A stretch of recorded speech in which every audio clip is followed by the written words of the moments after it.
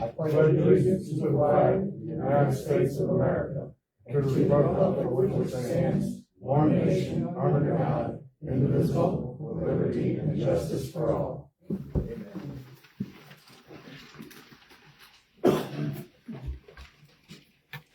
Amen. Again, welcome to the September 3rd, 6:30 p.m. regular business meeting of the Vermilion Township Board of Trustees. Mrs. Johnson, would you call the roll call, please? Here. Here? Here. There is a quorum present. You've had the opportunity to review the agenda. Is there any additions or changes at this time? None. Hearing none, the agenda stands as published, as written. Let's see. We want to go first. Let's go with the previous minutes. Is there any objection to approving the minutes as written? No. Okay, those will stand as written. Presentation of the warrants and treasury report. Chair will entertain all in favor say aye for the minutes. My apologies. And then the presentation of the warrants, Chair will make a motion to approve the treasury and warrants. Is there a second? I'll second. Okay, there's a second. Any discussion on that? Mr. Rowe, how do you vote? Yes. Mr. Johnson? Yes. I vote yes as well. Warrants and treasury report are passed. Fire department report. Chief Triano, please. Good evening, everybody. Chief's report, August 1st, 2025 through August 31st, 2025. EMS, we were out 49 times.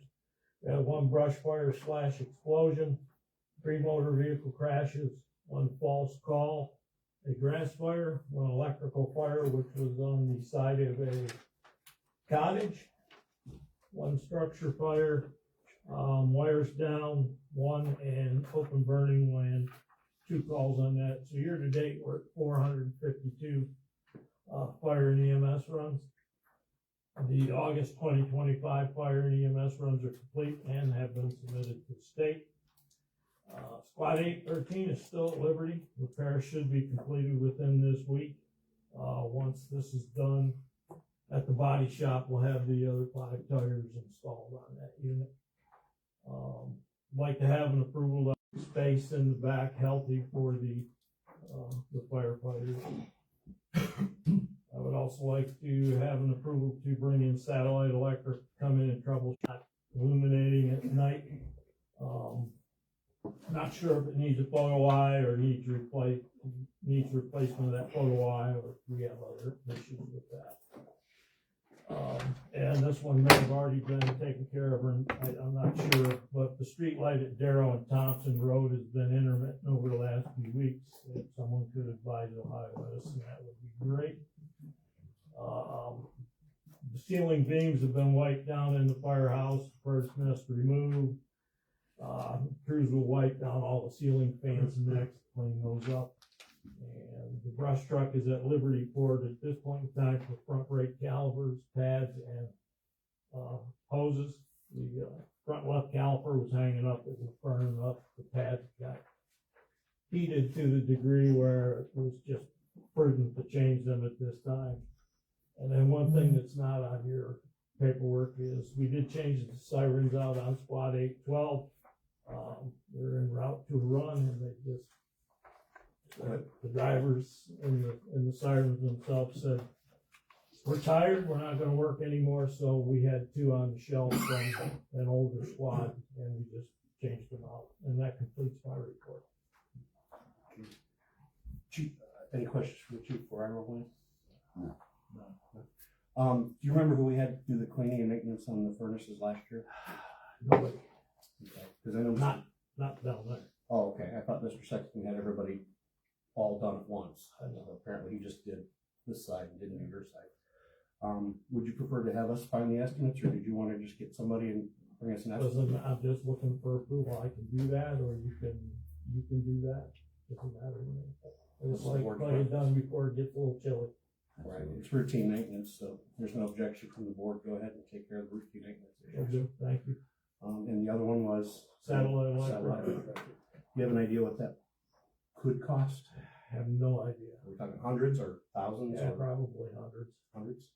So they're gonna have to get a lift, and Right. that will bear that cost.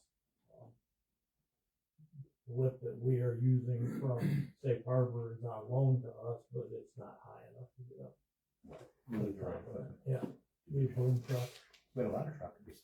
there you go. Ballpark. Same thing, gentlemen, any objection to have the chief just go having that maintenance issue taken care No. of? Okay, go ahead and do that one too. Thank you. Alright. I would only mention, and might be stealing Don's thunder from later, but Saturday is the spaghetti dinner, Correct, and that's from 3 to it's 6. a 7. 7th, I'm sorry, Saturday the 7th, 3 to 7. And I hear the food is very, very good, so come What was over. that time again? 3 to 6 p.m. Saturday. Oh, that's a Sunday. Is it Sunday? Yeah. Sunday. Huh? Didn't me to get wrong. Sundays. That's why when you said it, Okay, so I've been in conversations with a few of the guys that are heading that up, and the Sunday. 7th keeps popping into my head, and I'm thinking Saturday like you, but it is Sunday. I get to thinking food and I just lose all track of days. It's good food, so it'll be all right. That's where we're at, and I hope y'all can come out and join us and see what these guys do. If you have a chance to see any of your firefighters this month, thank them for the job they do, because they've had, as Chief said earlier, pretty rough month. You know, there's been a lot of fatalities and things like that. And these guys are out there, they see it every day. So it's nice to hear, hey, you guys are doing a great job. So please relay to your entire team that I think you guys are doing a fantastic job. Well, good. Thank you. All right, moving on, we have the road department report. Mr. Young, please. Okay, road mowing was completed before the holiday. We continued to do in-house crack sealing. We had GSI training. North Bridge and overlay should be completed this month. Joe had received a quote for Mini, and we're actually gonna go look at that Mini Friday at the state garage. They have the exact same one. I had the county come up and look at Daylon, and there's quite a few different scenarios that we have to look at, so we're gonna have to figure that one out. We did all Trail Road crack seal. We started on sealing up Thompson Road today at the west end, and we continued that. And next week we'll have a driver course up the hill and down that curve up there. And jump day is next Saturday, 15th, 7:30 to 3:30. Anybody for Steve?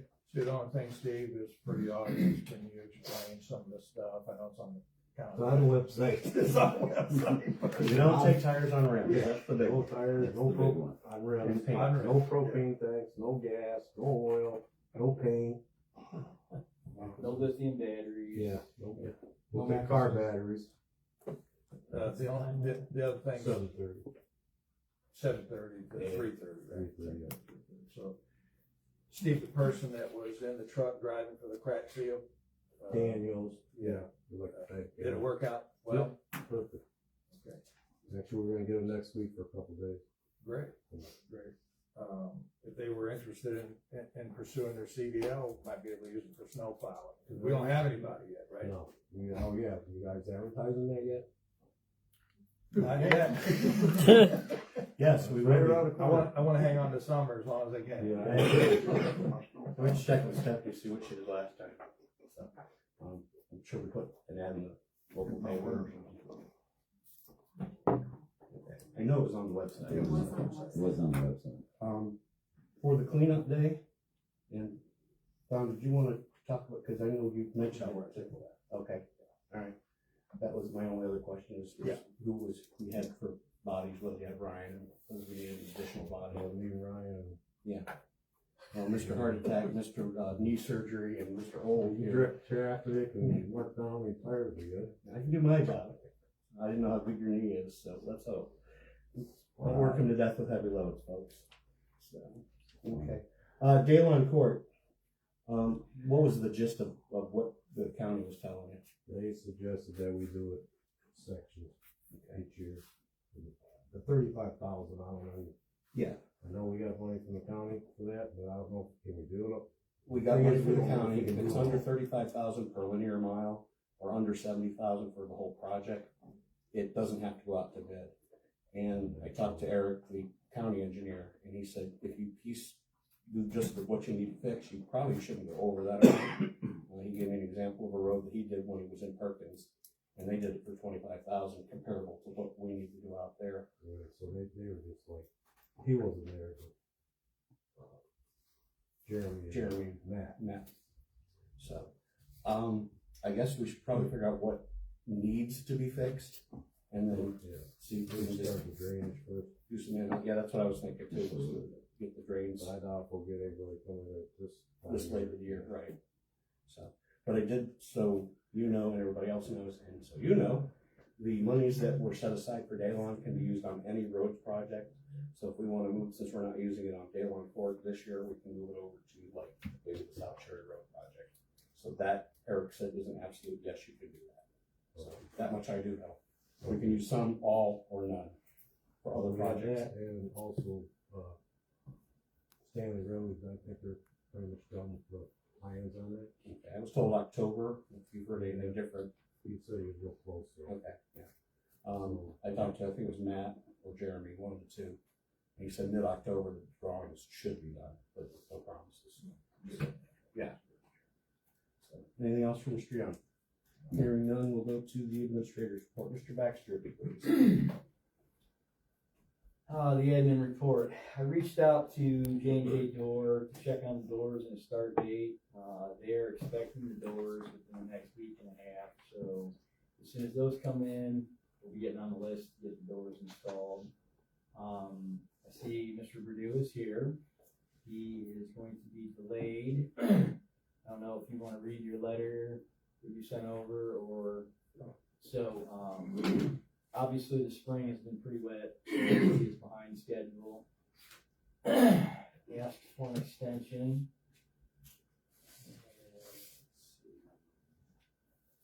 Ohio Tree, excuse me, and excavating are a week and a half to 2 weeks out for the Cuddyback Cemetery.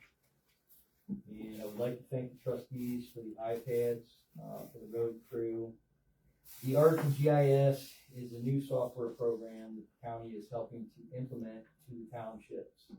I am very excited about this system and the capabilities that it is going to give us and the residents. I'm currently working on a list of items that we are going to start tracking in different map layers. It is my hope to be able to create something that will provide real-time information as things happen. In the meantime, Trustee Rowe and Johnson have tasked me with getting information on a text alert system that residents could sign up for to receive alerts from the township, which can also be integrated into the ArcGIS system. I feel that it is time for the township to step into the 21st century. That is the admin report. Zoning report, I have prepared 9 zoning permits in the last month, 7 verbal warnings and 1 violation. The last few months have been very educating for me on a lot of different things. One of the things that I have been learning about is house fires and insurance companies and how the whole process works, and it is very troublesome. In the event of a house fire, we don't have anything currently that stipulates certain things be done if this happens, i.e., like an unfinished crawl space in a home. Just a vapor barrier is code. But all the chemicals and the things from the fire absorb into the soil that is in the crawl space. This should be mandatory that it is either capped with concrete or 3 feet of infill is removed and replaced with clean infill or stone, then a vapor barrier. This is just one example of many that need to be looked at.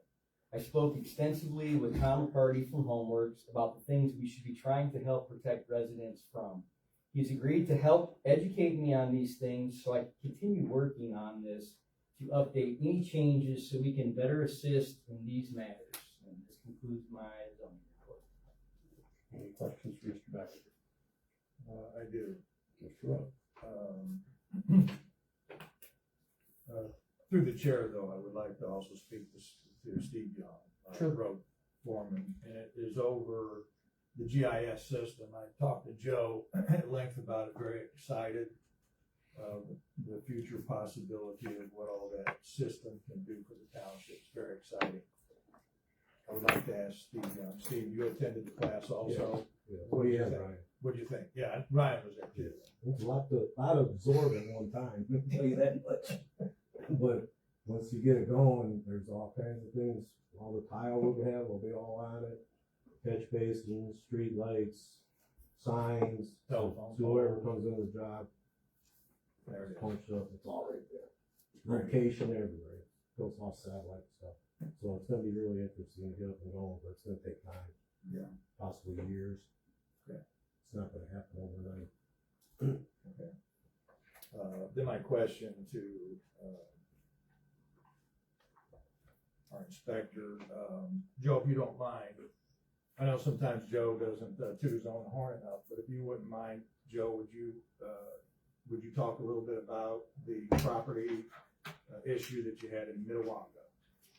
So we had a home that was being torn down and constructed with no permitting.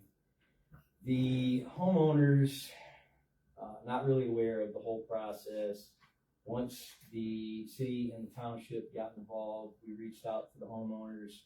We had conversation with them about the things that were needed.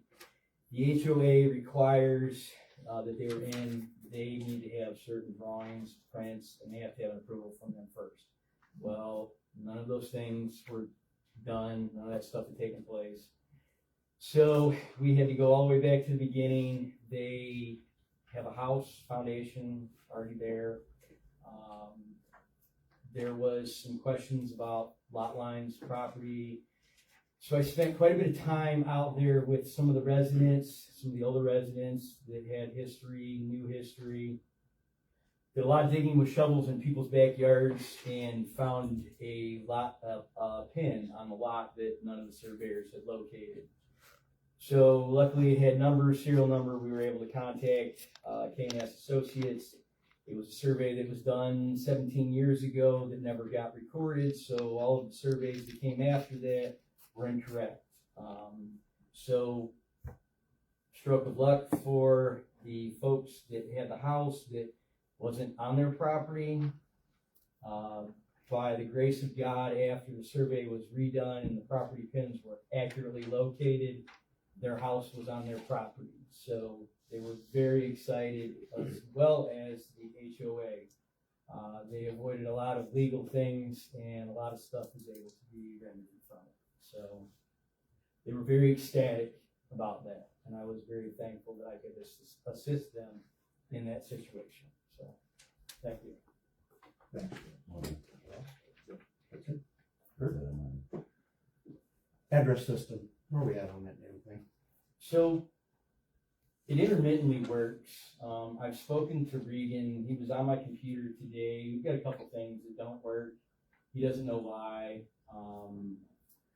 The software that Accurate installed doesn't work. He messed around for an hour. He couldn't get it to go today, so I'm gonna have to reach out to Tim to find out what's the dealios with that. He's gonna come in next week. We're gonna get the road garage set up so I can see all the cameras everywhere. He's going to look at the computer to see. He doesn't understand why it's doing what it's doing. So I load the system in. It doesn't connect. It's not loading all of the maps that come from Erie County. So when I get in there and I put in people's addresses, I get negative integers. I've never seen a negative house number in my life, so that is a problem. GIS, when I spoke with Nate, he couldn't even access remotely to my system. Apparently there's something that I didn't know about, and I'm sure no one else knows about, that you have to turn off that Regan has installed in order to be able to do that. Well, I didn't know that until this afternoon, so hopefully that issue will get corrected as well. So is it a hardware issue or just a software issue? I think it's the computer. I think it's something, I come in after the weekend and I gotta reload and reinstall and uninstall programs. I shouldn't have to do this. I'm correct in assuming there are other Erie County entities that use this program. There are a few, yes. I would humbly suggest that you give them a call and say, what kind of computer do you have? Do you have a Dell? Do you have a whatever it is? Because it might be that we have the wrong kind of computer. That can happen, I'm told. Yeah, So I don't know. see what they have, what they run it on, what type of computer, and then maybe that's where we go is Might be time for it's time to get a different computer in there. Right. Because I know that when Mike was here, let me say 3 months ago, he said most of that stuff was at least 15 years old and it was used when we bought it. So, Yeah. you know, it was, We're gonna keep fighting this, Yeah. it's not serving its purpose. Yeah. Yeah, I mean, it takes 10 minutes for my computer to connect to the printer to take it away, so. all we have is a Model T, it's time for an upgrade. I would agree, 21st century. Yeah. So. All right, anything else for Mr. Baxter? Hearing none. Mrs. Johnson, fiscal officer's report, please. Good evening. Every year, the Erie County Budget Commission meets with all fiscal officers and hopefully at least one trustee. This year, the commission was pleased to see that all three of the trustees attended. And they were impressed by the input from all three of you. So I would like to thank you all for coming to that meeting. That's all. I do Just want know to say thanks. that we secured our budget, correct? We did. Yeah. They're not I don't gonna have write the back any certificate money, yet. so No, I don't have the certificate yet. that is a good thing. They did say we're good to go. They did, I like to watch people when I'm talking, and I did notice that they seemed to feel that we had a grasp of Yes. things more than they're used to seeing. And, they almost fell out of the chairs when we asked for more money, but, you know, we'll take what we can get, right, guys? All right, anything else for Mrs. Johnson? I do, Mr. Chairman. I'm just gonna just comment on a couple things, and it's actually just a repeat of what our fiscal officer just went through. But last week, our fiscal officer, Stephanie Johnson, of the Vermilion Township trustees, attended a budgetary meeting at the Erie County Office Building with Richard Jeffries, the Erie County Auditor, to review the Vermilion Township's 2026 new budget of estimated revenues and expenditures. I speak for myself, but I'm sure the other trustees will agree that Stephanie did a great job in the presentation of the 2026 budget. Stephanie, your representation was very clear and detailed. Richard Jeffries and the board were very impressed. Stephanie, your report showed that the Vermilion Township is fiscally responsible for our tax dollars. And your 2026 budget was approved. You did a great job. If the Vermilion Township residents could have witnessed that, they'd have been very impressed as well. Thank you for your effort on the budget. Well, thank They never saw us coming. you. Thank you. All right, anything else for Mrs. Johnson? Hearing none, we're gonna move on to the resolutions. We have two on the agenda tonight, 2025-20, 2025-21. The first one is for national paving analysis. Resolution authorizing the Vermilion Township to enter into a contract with National Paving Analysis LLC, EIN 87-1898-1515 at 7324 Buckbridge Drive, Howell, Ohio, 43065 for pavement analysis roads work under proposal 08062025A. The Vermilion Township Board of Trustees met in regular meeting September 3rd. Mr. Bachman introduced the following resolution, move for its adoption. Whereas the Vermilion Township trustees are statutorily required to maintain roads within Vermilion Township per ORC 5571.01, which states in part, a board of township trustees may construct, reconstruct, resurface, and improve any public roads or part thereof under its jurisdiction. Now therefore be it resolved by the Vermilion Township Board of Trustees, Erie County, State of Ohio approves and authorizes a contract with National Pavement Analysis LLC at a cost not to exceed $5,500.00 for appropriate services as outlined within the proposal from National Pavement Analysis LLC for and upon the complete inventory of township roads. Excuse me. And further be it resolved that no work shall be performed until such time as all required bond certificates and other instruments required by the fiscal officer or president as current and on file with Vermilion Township, and the final payment will be made only after a statement of satisfactory completion is executed by the Township Roads Department foreman.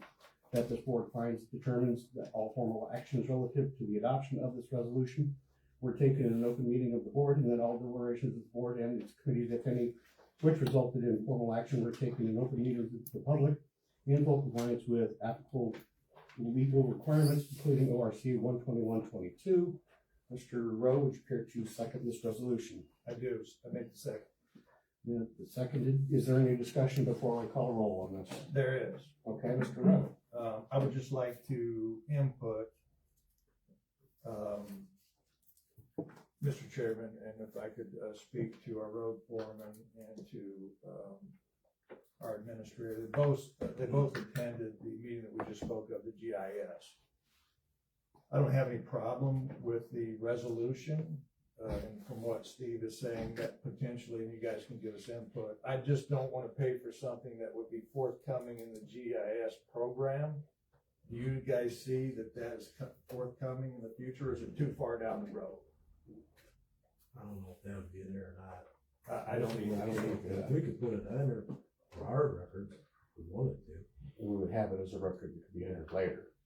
So, and we gotta have the data first. Yeah. My understanding, Plus, you gotta have somebody to go out and. and that's Yeah, basically, and my that's- understanding, and correct me if I'm wrong, Steve, this guy's just gonna look at the roads and determine the He'll quality, measure where the them. potholes are, where the cracks are. He's gonna do Yeah. like he'll grade them, so he'll grade each road. Okay. So we'll know, we need to work on this road instead of working on this road. Right, in good shape.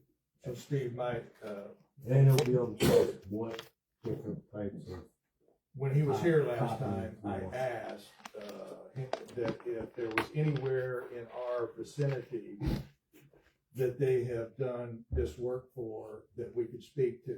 And I do believe that his response was Ottawa County was the closest or something like that. Have you used him before? Or? yeah, we used them way back when I first started. That's what I thought.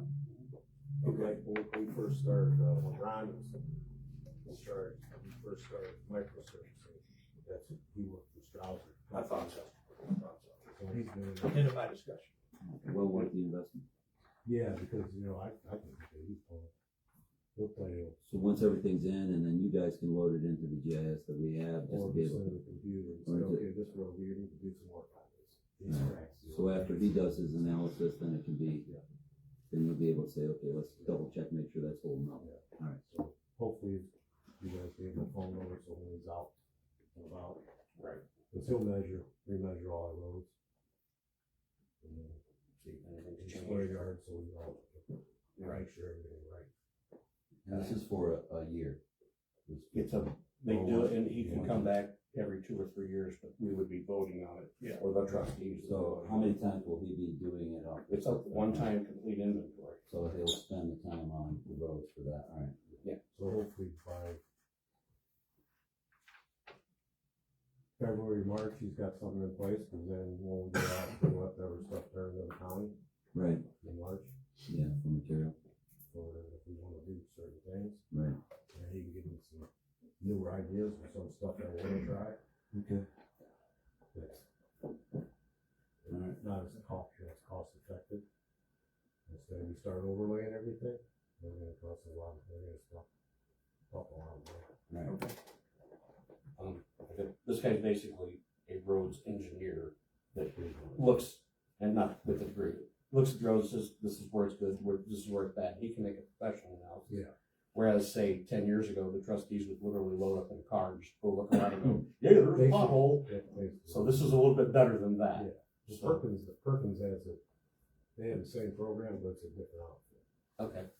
So they can just punch up, I don't know if it's open to the public, so you can go online, you can see all the work they've done on streets and stuff. And to what degrees. Sounds good. Any other further discussion on the resolution? No. Hearing none. Mr. Rowe, how do you vote? Yes. Mr. Johnson, how do you vote? Yes. I vote yes as well. Resolution 2025-20 passes. The next resolution is Resolution 2025-21. Vermilion Township Board of Trustees amended regular meeting of 3rd September 2025. Mr. Bachman introduced the following resolution and moved for its adoption. Whereas the Vermilion Township trustees are statutorily required to maintain roads within Vermilion Township per ORC 557101, which states in part, a board of township trustees may construct, reconstruct, surface, or improve any public roads or part thereof under its jurisdiction. Now therefore be it resolved by the Vermilion Township Board of Trustees, Erie County, State of Ohio approves and authorizes a contract with ADT Construction Inc. at a cost not to exceed $25,000.00 for appropriate services as outlined within the proposal from ADT Construction for and upon the Vermilion Township Hall property located at 1907 State Road, to install a 5-foot wide sidewalk along the entire east and entire south sides of the property, but excluding the 3 driveway aprons and including a 4-foot walkway sidewalk up to the south side entrance door from the new sidewalk to the sidewalk already in existence. And further be it resolved that the portion of the sidewalk shall be constructed, further be resolved that no portion of the sidewalk shall be constructed within any portion of the public rights of way along either State Route 60 or Kneisel Road with a quarter turn arching walk from the east side to the west side of the property at a 90 degree radial turn, and that the funds for this contract shall be paid out of fund number 4901, miscellaneous capital projects. And further be it resolved that no work shall be performed until such time as all required bonds, certificates, or other instruments required by the fiscal officer are presented as current and on file with Vermilion Township, and that final payment will be made only after a statement of satisfactory completion is executed by the trustee board chairperson. That the board finds that determines that all formal actions relative to the adoption of this resolution were taken in an open meeting of the board, that all deliberations of the board and of its committees, if any, which resulted in such formal action were taken in meetings open to the public in full compliance with applicable legal requirements, including ORC 121-22. Mr. Would care to second this resolution? I do. Okay. Discussion. We did have two. I'm going to start. We did have 2 bids. The one from the other company was at like $28,000 for just the sidewalk. ADT was $25,000, so we could put them on this resolution, assuming that we would go with the lowest bidder.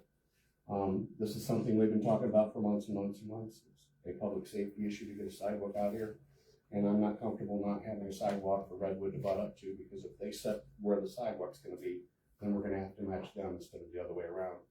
And because it's so late in the season, if we want to get this done, we need to move on it. So for that reason, I'd like to see it passed tonight. Do you guys have any thoughts? One of the questions I had, Mr. Chairman, was that if I remember correctly from the original sidewalks that were talked about in the past, I thought that the length of the sidewalk was going to go down past the firehouse entrance driveway to, let's say, the church along Kneisel Road. I understand that that's where it's going to go now, or at least to that last driveway. I'm not seeing that. I'm not seeing that. Yeah, it doesn't show. Black and You white. got something different than what I've got. It's, yeah, Okay. it stops there. So I looked at that, and that's not right. Yeah, I don't have that picture with mine. So what do we want to do there? Do we want to table this? And I would like to get some more information. I mean, if we do a second meeting this month, I don't know if we're going to do that or not. But I myself would like to table this for the fact that I just received some of these pictures myself just yesterday. we had them I a did month not- ago. Well, I didn't see Joe, that. That might have been my error from my computer. Remember we talked last month's meeting about the sidewalks being the wrong number, or like $57,000, 4 foot. It was definitely, I That didn't was all in know. that paperwork. What I'm kind of concerned about is the fact that I don't see it going all the way to the end, to the church, and I'd like to see that go. Joe, I'd love for you to be able to get a hold of the concrete guys again and see if they can. I don't know why they didn't. I also need to find out Both of them like that? Or just? The first one was, why can't it go. Is there a difference? well, it can't go to the, Well, I mean, why can't it stay close to the fence? If we're gonna do the concrete on the side over here, why is it not going? Where's the going? once you cross. Well, that's what I'm saying, but it's not in this drawing. Yeah, it's not in the It's drawing. not in the drawings. And another factor that I'm concerned about is, one, the liability for it, with having to clear the sidewalks. I know we don't have the gear, and I'm pretty sure you don't wanna have a shovel in your hand. We could, but no. But I'm concerned about the insurance factor of it, and I know that we're gonna have to be responsible for those sidewalks, which again, I'm not opposed to. But I would definitely like to see what it would be going all the way to the end of the church. We're gonna do that. I'm all for having it being safe and the sidewalk for other kids and people walking. I think that's fantastic, but as we did with the doors, I wanna make sure we're doing I'm all for the sidewalk, so. Oh, yeah, absolutely. I just wanna make sure we're going all the way. We can, Yeah, Steve. so you said about the right of way. Do you know where the right of way is? Yes. Off the Route 60? 60 we do. I do How know. far, you It's, we've got about 6 feet of flat ground and then the ditch is into the right of way. Basically, it's where the telephone pole lines are, but on this side of the telephone pole line. It's within where the telephone poles are, give or take a foot. But there is enough space between the end of the parking lot and the flat grass. And have we had enough conversation with the county to know that they're in the clear for us to, Yep. need to? That's what we've been sitting on for Okay. 3 months trying to figure out. So Joe went out and got the readjusted estimates. Yeah, And my understanding was it was good to the end of the property. There was, I know, an earlier discussion, a year before you guys were here, when Joe was actually one of the bidders on it, to go out to the last driveway apron. Right. And put the sidewalk and end at the apron and put a new apron out there, because it's just gravel right now. yeah. And then from that point on that apron on the southwest corner, there is probably, as Steve said, about 10 feet, and then there's the culvert and the ditch. There's literally no room for a sidewalk there. So it would have to end at that culvert, that apron, Right. no matter what. And then if they extend that culvert out and then they put a sidewalk over it, let's say the church wants to put a sidewalk in, then that would be something that would be other project that would involve drainage issues, so.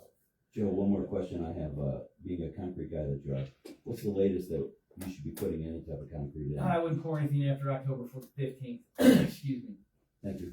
that's cut Joe. off for outside. 25,000 to do what's shown on the map, is that your best guess? Is that a reasonable price? I mean, it's not gonna go down, obviously, it's gonna go up, but the up would be an add-on. Right, It doesn't change the cost if we only go to what's. Right, I want it to go all the way to. I would want it to go all the way down the So street. I would like to get the number and, before we make any decisions. is there, on those, did they have the length? 430 feet at 5 feet wide is what I, 399. Not big. This is saying 399. 0.7 feet, yeah, they were within 3 feet of each other, I think. and then 30 going on 60 across 30.8. And that's all we have. I wanted, if we're gonna do this, I wanna make sure, one, we're in the clear with any type of, so as long as we're clear about where that's gonna go, I'd rather have that. I'd rather have the sidewalk. I'd rather have the sidewalk all the way to the church if we're gonna do it. Half the sidewalk's better than the sidewalk now. Let me see that, let me see what Here, let me see. Take that too. That's all the original paperwork too. So, take a brief pause there while Joe does a little figure and we'll come back to that one. And that is pending resolution, so you really can't move ahead. So Joe, if you can quickly give us a spitball on that, that would help. We're still gonna have to get a hold of, whoever, the contractor, ADP and the other ones, to get clarity, even though Joe's doing the numbers. Yeah, but we can always add it on. It wouldn't be like we do post test, we have to add extra work. So if there's an extra additional chunk of sidewalk beyond the driveway, we should come back and add it on. I just think that 60 needs a sidewalk. You're probably gonna tack on another $6,000 in that bill. Okay. There's probably 120 foot there, sidewalk, between The drive and driveways? drive, I think. 120, 130, something there, I think. I know that, what's the length on the property? It should be on that map. Yeah, no, No, it's not. it's not, you did it in sections. I know it's 300 feet this way, I don't know how it is Yeah, that way. didn't specify that. So. Well, I'm ready to do this. I don't know what you guys are ready to do. If you want to table it, you need to make a motion to table it. I myself wanna get the full numbers. I'd like to table it until the next meeting, whether it be this month or beginning of next. And it is what it is. I'd rather know. I don't wanna get surprised by a different number. I'm all for the sidewalks, but I wanna make sure it's being done right. We're spending the money properly. So that's where I'm at. I am making a motion to table it. Liability of the homeowner. That took a lot. Well, we're covered on sidewalks on all of our property, whether we have them or not. We have to figure out how it's If gonna. somebody falls down and it's not the side, if they fall down the parking lot, it's the same liability. Yeah, but There's a, before we go any further, there's a motion to table the resolution. Is there a second?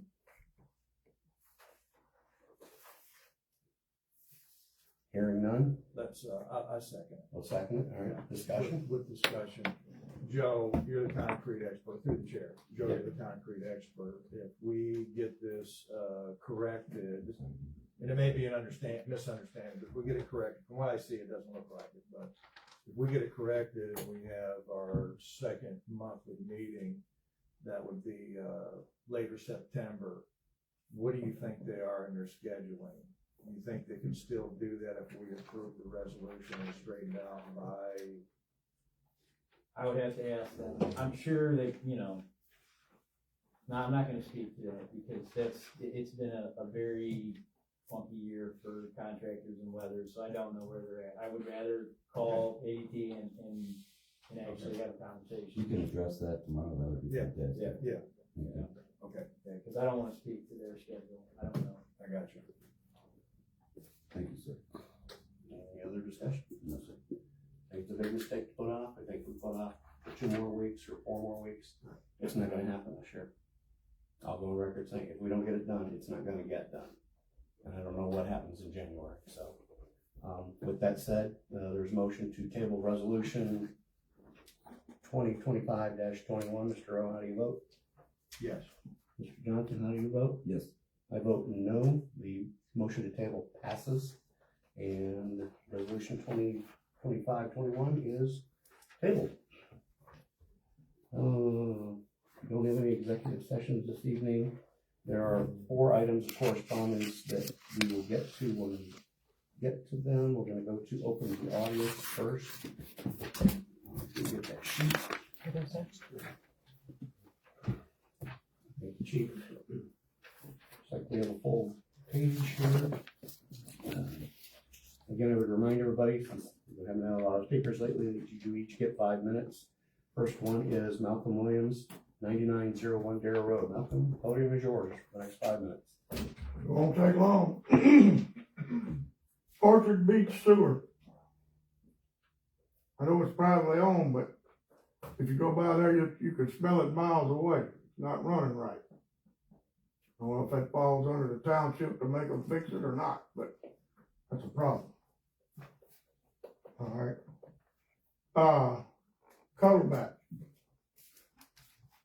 I see are the lines different than the last survey? No, So we spent money to do the same thing.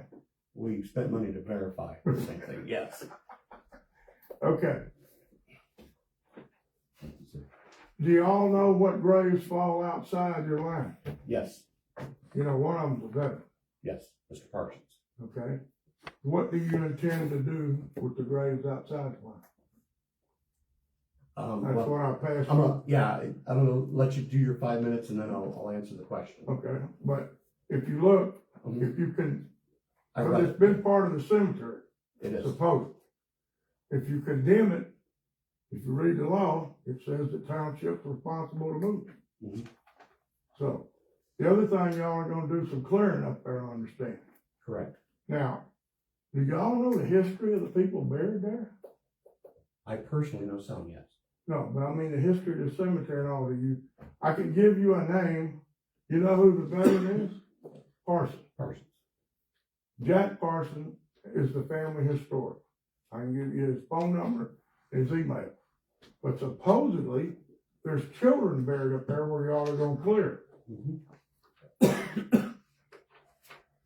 I don't know how deep you're planning on clearing or what you're planning on doing, but I would say we ought to do a little more research before we start digging. Okay. My thought. Okay. Okay. Now, Carl Hill supposedly had one of the universities that would have a class and would come up there with the radar and all and do it for free maybe.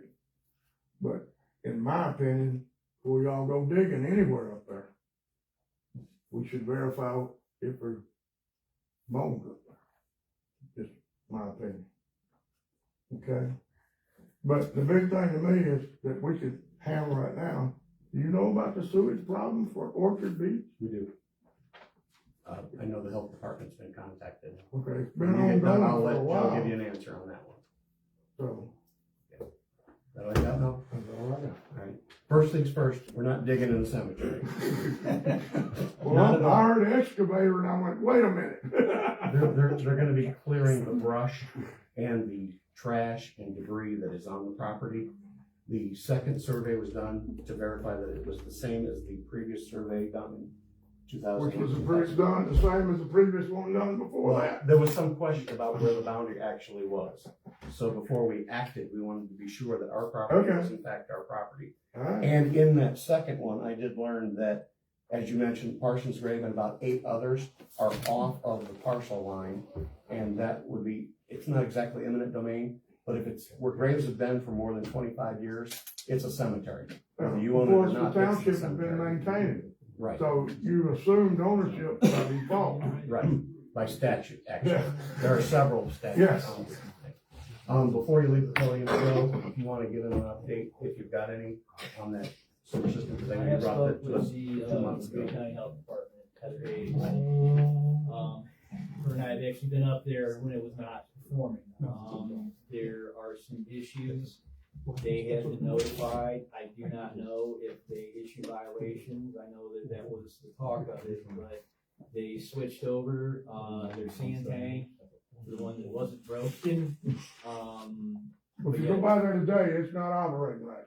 It hasn't operated right for quite some time. Yeah, and they do. They know about it. It's something that they're working on. Not pleasant. Thank you. Next one on our list is John Grant, 12716 Cherry Road. John? Yes, thank you. Thank you, Chief, for keeping the house safe. Thank you for these beautiful roads. Thank you for the budget, and thank you, Joe, for your commitment. I'm a little bit, the 5 minutes, I never, now I don't know if Joe had received the denial. I've written a letter of denial to Joe. I don't know if he received it or not. So I'm a little bit shorthanded on as far as talking about that, because I made some specific points there. The denial letter basically said why CAUV enrollment was cited as necessary. Now, this is just conversation that me and Joe's had, to be fair, and he inferred that the Erie County that I wasn't CAUV enrollment, and I assumed that was part of, that was necessary. My second request was, is my property in a plotted subdivision, which affects zoning exemptions? And I believe Joe answered that, and I asked him if it was in a plotted subdivision, and he said no. If I'm wrong, please correct me. If the denial relates to a specific use as far as insufficient evidence or agricultural activities, in other words, if I fail to send enough pictures of the trees and lumber and everything that I presented to you, I would like to be able to expound on that further. Like I said, I'm talking about something that I didn't have answers to. I asked for a copy of that. I did reach out to Ken, who then responded back. So I guess what I would like to say is that I think it'd be better just for time providing. I'll just read the letter that I had sent to Ken, because it basically, and I had sent Joe a letter also, and then there again, I don't know if he got it or whatever. I had no response back from that. I found that when we were talking, that I say something, he says something, we say the same thing again, and that just becomes argument, and I don't want to argue. So I thought it's best, well, let's just put it in writing, get our responses in writing, or we can have clarity to it. So then I just basically sent the same thing over to Ken, looking for a response and some answers. So with that, John, if I could, if you want to just highlight, because we all have copies of that letter. Okay, So we've well, got the I gist got of 5 minutes, right? Yep. Okay, where am I at?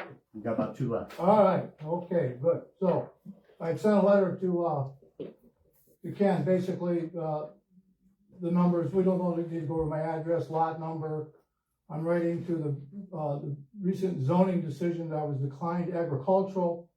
Joe did accept me, and Joe did work hard to try to alleviate some of the problems with, as far as certified with the building department. But I'm not a oh, what's that building called? I'm not that building, I'm an agricultural building, not an accessory building. And I think I'm being declared an accessory building, and I am not an accessory building, I'm an agricultural building. And the ROC 519 specifically states that the township cannot tell me what to use a building for. I'm declaring it to be used as agricultural through forestry, through lumber. And by you saying it's an accessory building, you're telling me that I can't use it for agricultural. What I had written to go down to the outline of it, yeah.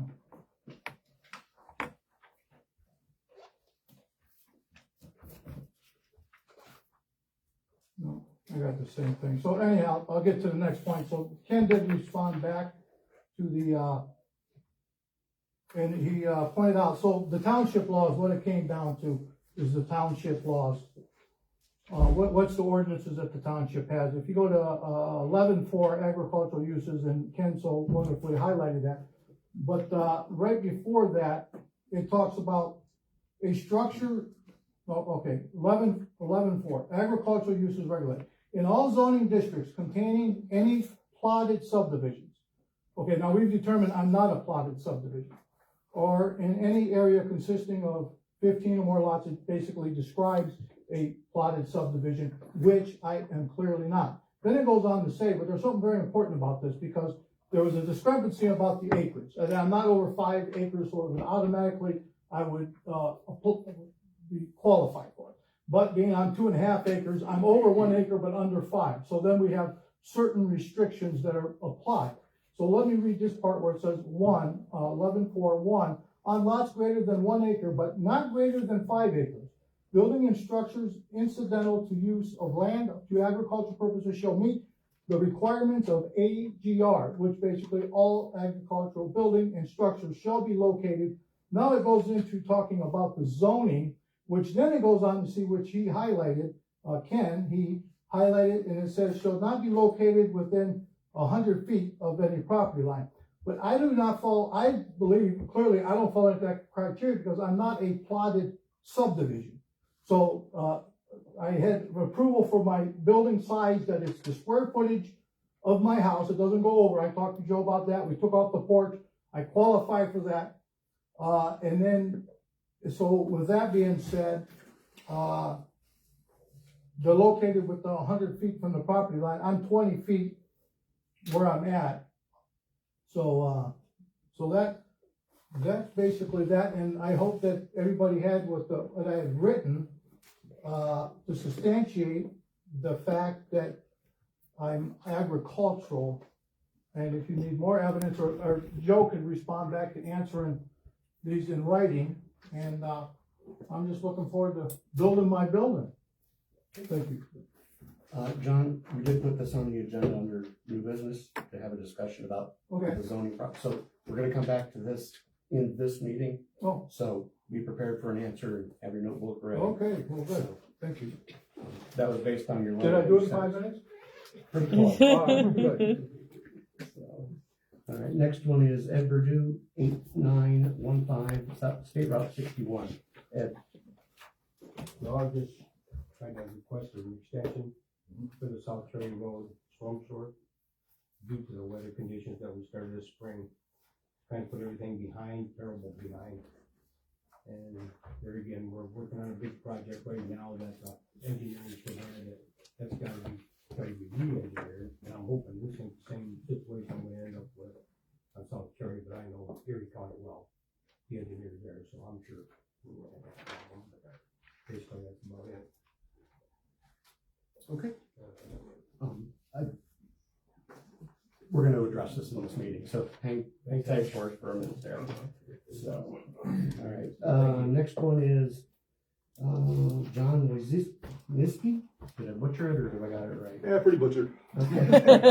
At least I got the date right. 15711 Darrow Road. John.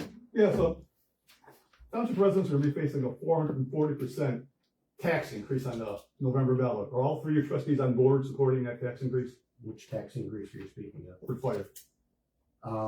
Well, we can't endorse or not endorse the levy. we're not allowed.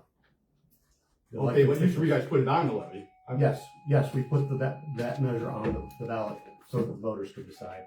Hang on a second, I'm gonna stop your time, but let Chief get out of the room. Doesn't count against you. Be safe.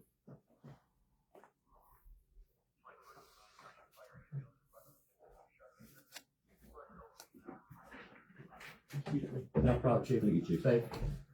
Go ahead, sorry. So you guys just put it on, We did our part, we put it on the ballot and you put it on because, because it needed to be put on the ballot so the voters could decide. okay, so the chief lobbied you to put it on then or whatever, right? You guys just didn't pull this thing out of the air. No, there was more than just the chief, but yes, there was a consensus that we needed more funding for the fire department. Okay, because to me, it just seems awfully exorbitant, especially, with residents just having a huge property tax increase and stuff like that. So I just, was wondering how this all worked. I guess I could say that when you read it on the ballot, you have to make the choice, as every voter has to make the choice. Whether you think you can afford it, you think you want it, or don't. If it fails, it fails. If it passes, it passes. But it's not up to us to decide whether or not we should tax you. That's the voters' jobs to make that determination. So that's why But it's we you, put it on. but really, it's up to you guys to We deem it put it worthy. to that- we put the You question to you. guys deemed it worthy. Yeah, it was a worthy question to put to you. No, it was, Yes, you deemed it worthy to put it on the ballot. yes, All right. that, Yeah, this is the largest tax increase in Vermilion Township history. So, Okay. if I'm, it's a big ask. I know it's a big ask. okay, So, that's all I need to know okay. for today. Thank you. All right, yes, sir. Tom Kuckemeyer, 124 Grand Harbor. I'll yield to the chair. Thank you, Tom. Bill By, Bill, you're on here, 12117 Westlake Road. Good evening. Good evening, sir. Thanks for having me. The Friends of Vermilion Township would like to invite the residents, candidates, and any interested party to meet the candidates tonight. We're gonna do that again. Wednesday, September 24th, the VFW has been kind enough to give us some space in the back in their hall. So that's, if you don't know, that's Ambets Post 22, 1517 State Road. During the event, candidates will have an opportunity to share their views on the current state and vision for the future of the township. This will be a Q&A format. In addition to prepared questions from our group, members of the audience will be encouraged to submit questions of the candidates. We ask that those questions be respectful, of course. What day is that? I'm hard of hearing. What That's day? 24th.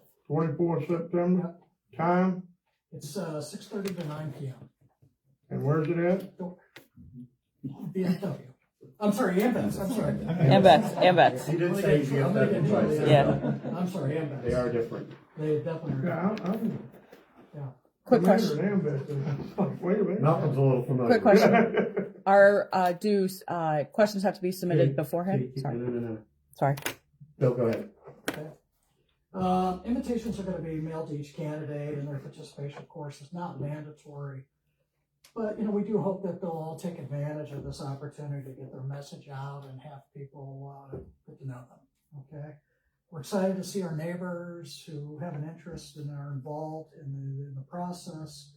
We look forward to a spirited discussion on the 24th, and hope to talk to your neighbors, have them come too, and participate. I think it'll be an enjoyable night, and we'll get to learn more about those people that are offering to serve, and I think that's fantastic.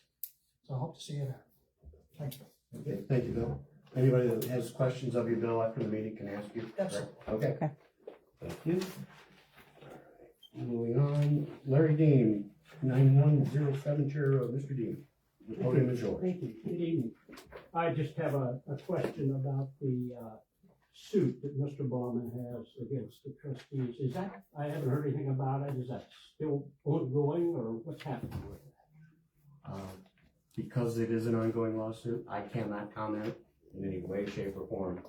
The other trustees want to tender any comment, they're welcome, but Oh, so it's ongoing. That actually answered I my can't question. answer any questions Thank on you it. for that. And part two, in the event there's a judgment, do we have a reserve for that, or would it be covered by insurance? What's the story on that? Do we have a plan if we have to pay? if somebody has an answer, I will have them email you or put it in writing for you. Okay, that'd be great. Thank you. Last one is Terry Penna, 12210 Westlake Road. Mr. Penna.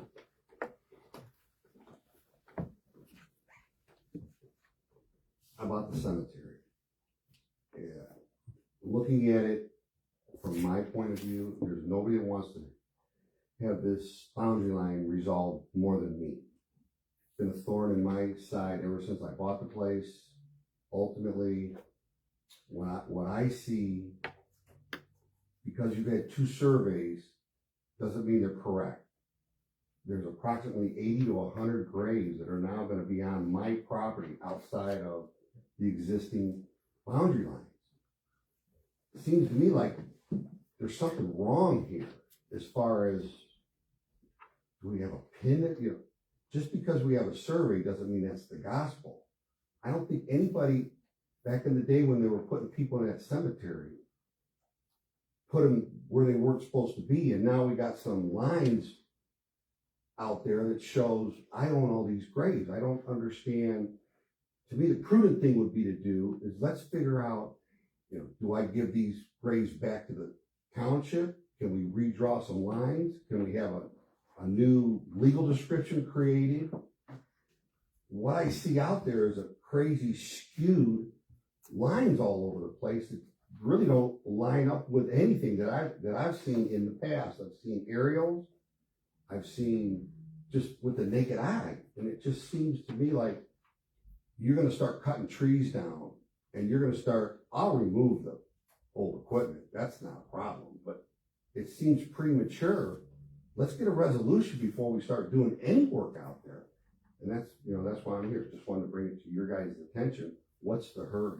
Let's get a resolution. Okay. Yep. I will answer on part of that. Steve and I looked at both of the drawings from the surveyors. They stamped both of theirs. Yours is stamped too, right? You said they were, basically they're identical pieces. They're an identical sized parcel. The pins that the surveyor, Tom Simon, set, was it 3 or 4 months ago, were set from a pin in the middle of the intersection of Risden Road and Lake Road. There's a railroad spike in the middle of that intersection, and that was the pin he located from. So I am confident that his survey that he put his seal on is accurate.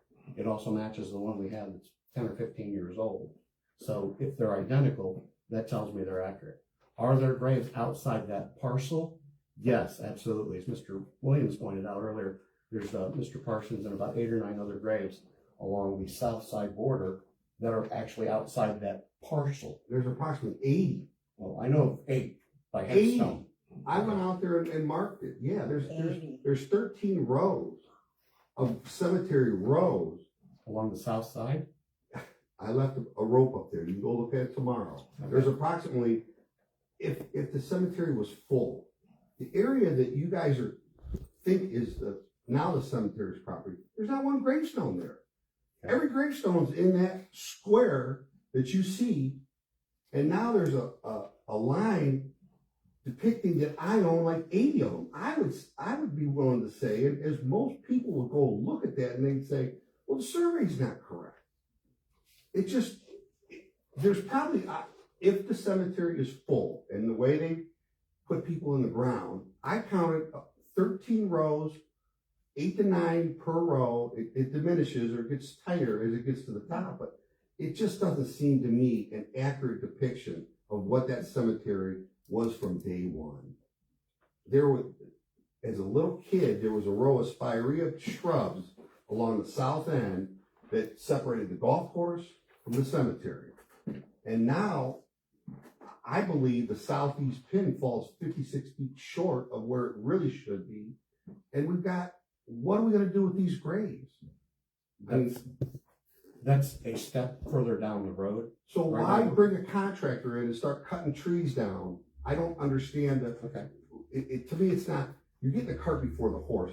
Let's come to a resolution on the property lines, then I can move forward with what I want to do over there and my setbacks. But to bring a contractor in to start cutting trees down and removing debris seems a little premature until we figure out what's an accurate, what is gonna happen with this piece of property.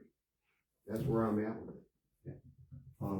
I do know that, to answer your question, you're done, nothing else to, No, that's Okay. it. go ahead, stay there if you like. We're clearing what the parcel is. The area that is designated by the surveyor is the area that's getting cleared. We're clearing the brush and the trees that are mostly on the west end. They're also coming in to take care of the dead trees and branches. I think you had a hand in working on that, so you could comment on that if you want.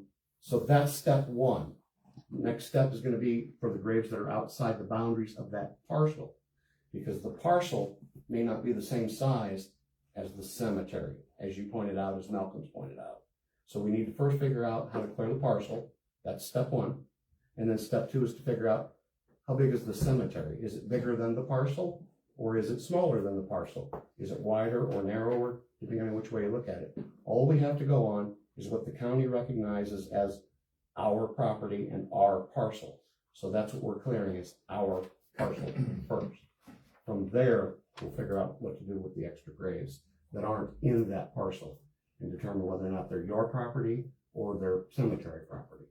And that's exactly what I'm talking about. Can we figure out That's the where's next step the after we property clear our line? parcel. You're starting to engage in hiring people to go out there and maybe possibly cutting down some of my trees. I mean, it looks to me like at the end of the day, the legal description is incorrect, because I don't own 80 graves. That's ridiculous. I mean, if you look at it, let's resolve the property lines before we start going and cutting trees down. That's not that much to ask. No, but we have to go with what the parcel says right now. Okay. That's Yeah, our property. well, I'm with you. I mean, that's fine. Don, did you have a comment on that? I do. Don's been working on the cemetery stuff as well, so I'm gonna let him chime in here. Terry, I will, I'll remind you, of our meeting, April 4th, 2025, when I came to your property that bounds the cemetery property with our Inspector Administrator, Joe Baxter, and explained to you that there were 2 surveys done on that property. One of your statements is correct. It has been an ongoing issue by past township administrators for years. That's one of the reasons why there was 2 surveys done, to make sure that we could get it, the surveyor responsible being accurate. So when I stopped at your house on April 4th, 2025, I explained this to you, along with the condolences about the fire that you went through, which was horrendous. When we were talking about the survey, you said you had the property surveyed yourself. I asked you at that point, that's great. Produce the survey and we'll have them looked at. You stated that the survey was burnt up in the fire. So that's where we're at. I didn't have a survey. No, that's not true. I had somebody. I can only repeat, Terry. No, I know. I had somebody do some research and go all the way back to Huron County, because the cemetery. Terry, can I get you to come back up to the podium? I'll give you the opportunity to rebut him, but. The cemetery, I went back as far as I could in Erie County. I ended up, before Erie County was split from Huron County, I went back to Huron County and did the research, and all the research that I had accumulated ended up getting burned up. I didn't pay for a survey. I just had somebody do a lot of research, and we found out who the owners were, and at some point, 2 brothers, they passed away without willing that piece of property to anybody, so it just reverted to the Vermilion Township. I mean, everything I see, and just because you guys have 2 surveys, if they're both doing a survey off of inaccurate, I mean, maybe there is a flaw somewhere in there. They come up with the same lines, but it doesn't depict what's there. I'm just saying the survey doesn't show I mean, if you go out there and look, it's basically a square. You see any aerial maps of that cemetery, it's a square. And it's a square full of graves. And now there's approximately 80 graves, according to that survey, that are on my property. I don't want those graves. I don't want the township to have to move the graves. I just think we could come to an agreeable resolution on, let's redraw some lines. Let's get a new legal description, and then we won't have to move graves. I think to me, it just seems like because you have two surveys that both agree, well, they could both be wrong. That's not that hard to believe that they're both wrong. And if you look at me owning 80 graves, that seems, according to their survey, if anybody in here went out and looked at it, they'd be like, well, no, that. I don't care what the legal description says. What I'm seeing is these 80 graves should be in the cemetery, not skewed about. And now there's all the property that you guys are looking at working on. There's not one gravestone there, none. I don't think there ever was gravestones over there, or they would still be there. I mean, every other gravestone that has survived is still standing. And I know there's a lot missing. There's a lot of missing. But there's none in the area you guys are talking about. Yeah. Zero. And it just looks to me like if you just went out there and looked at it, like, well, something isn't right. It's just that simple. Terry, we have looked at that, and when we were out there in April, I explained that to you, that we do know that from the survey that there are graves that are on your property. How is that possible? That the age. Terry, how is that possible? The age of that cemetery, the age of that, anything can be possible. Is it not possible that the survey's incorrect? It's highly unlikely that two surveys are incorrect. But they both use the same information, so why could they not be both equally wrong? And the township paid for the surveys, so they say the surveys are correct. Okay. We're chasing our tail here. And I need to address one more thing, Terry. When we were out there in April, I explained to you that the amount of stuff you said the first time you took the podium tonight was that you would move the stuff that is in the cemetery property. In April, we asked you to move that stuff. If all this stuff is yours, Terry, move it. We don't want to have to move it. And you said that you would get right on it. That was April 1st. This is September 3rd. So it's not like we're acting hastily. No, but you're acting hastily on the knowledge that you believe that survey's correct. And it's not hastily either. The surveys were done times apart. They're identical. They're identically, okay. If I can, because I don't want us to drag us out. No, I'm with you. Both surveys are based on that pin at the intersection of Risden and Lake Road, the center of the road. You walk out there, you'll see it. I realize that. That's a pin. That's a benchmark, if you will.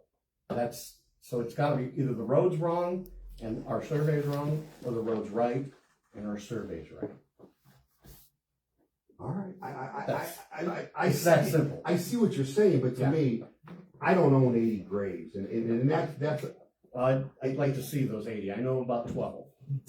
So if you go there tomorrow, I mapped it all out. There are, and I have a question as one of the trustees. There's a boat and a tractor that is on what appears to be cemetery property that the survey says is cemetery property. Correct. When is that boat and that tractor going to move? Is it yours or not? It is. Okay. On my property. Well, we're saying it's I'll get it moved. I'm going to go in there, because our alternative would be just like if it were sitting in the parking lot. No, I tag it and have it towed away. And I don't want you to have to pay for a tow for a boat you can move yourself. I see where the pins are.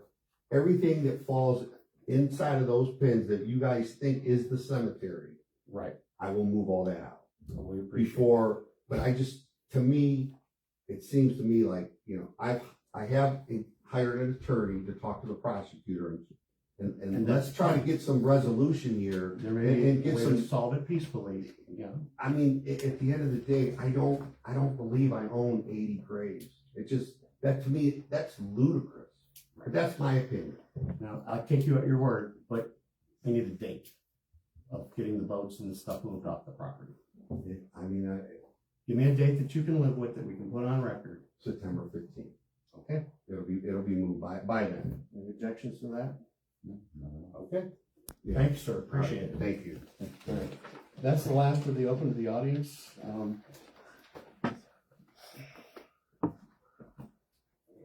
Correspondence is grant or terminate the ballot draft and the concrete bids, which we've already covered. So let's just go to the new business and we'll backtrack to those. The first item of new business under old new business is motion to install concrete driveway aprons and parking areas on township property to facilitate the fire department needs. This is not about the sidewalks, it's about fixing the parking lot. What are your thoughts on what do we want to do? The Lewis Biggs bid came in at like $258,000. Yeah, $250,000 for doing a concrete parking lot. So I'm thinking we need to rethink that one. Yeah. Oh, I'm not saying we're doing it today. Could you do me a favor? Could you move Steve, you're a that road chair guy. out of the way? Thanks. Is concrete better than asphalt? Is Perfect. asphalt better than concrete? If this was your garage, what would you do is what I'm asking. Okay. Joe?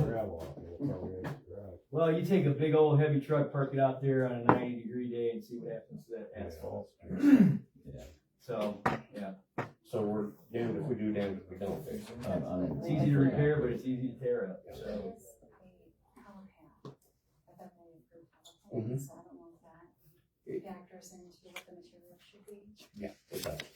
So I'm primarily focused with the aprons of the bays. Oh, okay. So my thought, and this is what giving Joe the guidance, if you guys agree, is to price out for the aprons in front of the 8 doors. To a say, what, 30 feet, 40 feet? How long's the truck? 40 feet? 5 feet past the length of the truck. Okay. So whatever the depth of the bay is, that far out. Let's do just a chunk for right outside the doors and get an estimate from various concrete companies for that. So that's all I got for that. We don't need to make any other motions. We've already directed the township administrator to do that. Moving on to new business review and motion to approve ballot draft of the Erie County Board of Elections. You all had an opportunity to review the draft copy. Is there any concerns, questions? Okay. I am going to read it out loud just for the folks that want to know. On the draft ballot, this is just a draft, it's not their permanent actual record. They send this to us to make sure the language is correct, last minute typo check, if you will.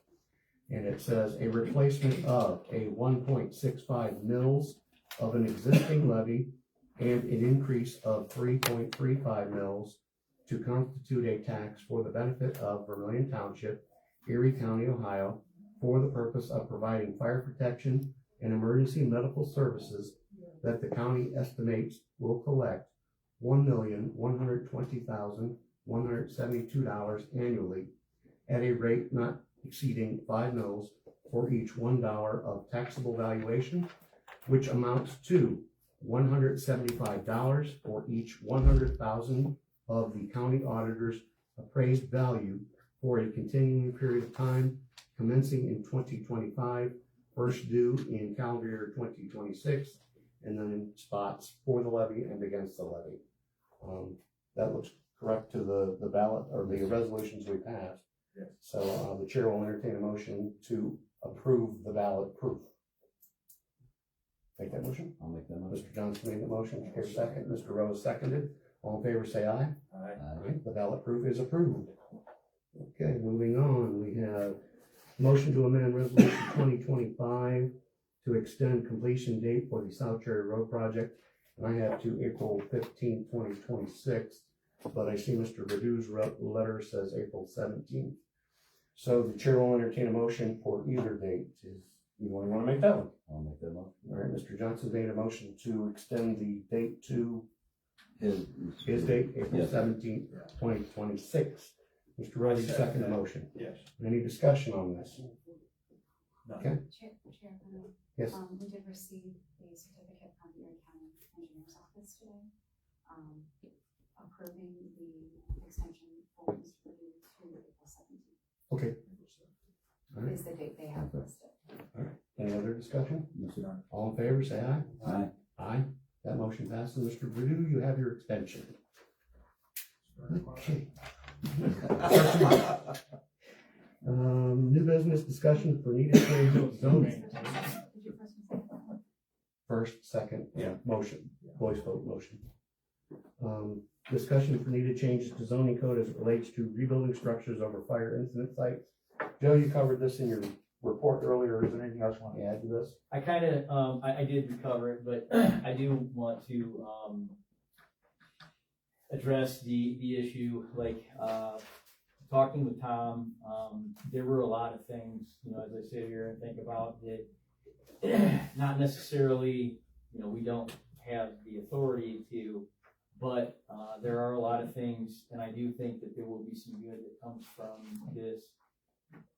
Not that a house fire is anything that I ever want to see, but, and if I can help people, especially in that time, you know, then this is what I would like to do. So, yeah, there will be a lot of stuff coming from him. Him and I are going to work together on this extensively, so we can hopefully use this, and then others will follow suit in other townships.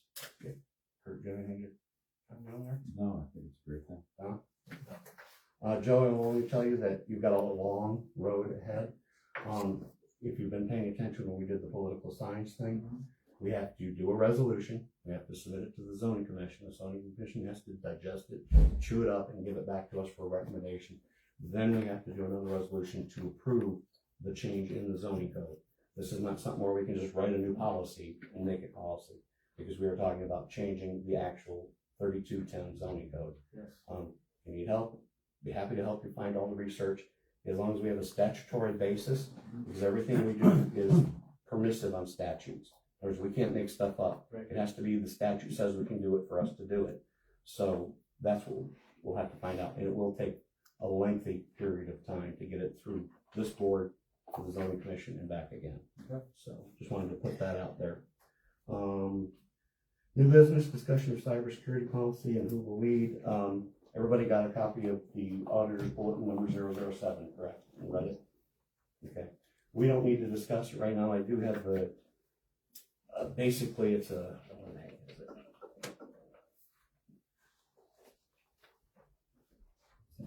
This is the email, and they have, this is an example, I just penned it out. Acceptable use of information technology and resources. It's literally a written policy, written at a national level, and where it's in red, has Vermilion on it. That's literally all you have to do is plug in your name everywhere, and it's a standardized policy. So as we move forward with this, and there's not just one, there's like 15 different policies dealing with cybersecurity that also need to wash through karma, as Stephanie's pointed out to you. So we kind of need to make somebody point on this to get it up and going, and I think our township administrator is perfectly suited for that. So, any questions, discussions on that? All right, Joe, we're going to put this in your lap to make it all happen. We've got all the documentation. This is not something we're going to expect an answer on next month. I believe, Stephanie, if I'm correct, because you corrected me, we have to have a policy in place by July 1st, 2026.